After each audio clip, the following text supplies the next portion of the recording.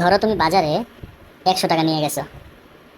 এখন এটা হচ্ছে তোমার খরচ, এটা হচ্ছে তোমার হাতে থাকে, ঠিক আছে? এখন তুমি বাজারে নিয়ে গেছো কত টাকা? 100 টাকা। তুমি 40 টাকার একটা কিছু কিনলা, তোমার হাতে থাকবে কত টাকা? 60 টাকা। তারপরে তুমি 30 টাকার আরেকটা কিছু কিনছো, এখন তোমার হাতে কত টাকা থাকবে? 30 টাকা। এখন মনে করো যে তুমি 18 টাকার আরেকটা জিনিস কিনছো, তোমার হাতে থাকবে কত টাকা? 12 টাকা। এখন তুমি 12 টাকা দিয়া রিক্সা দিয়া বাসায় চলে গেছো, তোমার হাতে থাকবে কত? 0 টাকা, ঠিক আছে? এখন দেখো এখানে যদি আমরা যোগ করি কত হয়?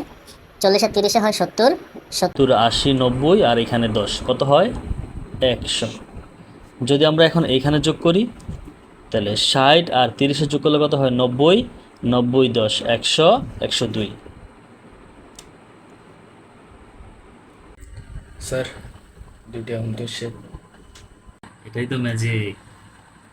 2 টাকা কোথা থেকে আসলো?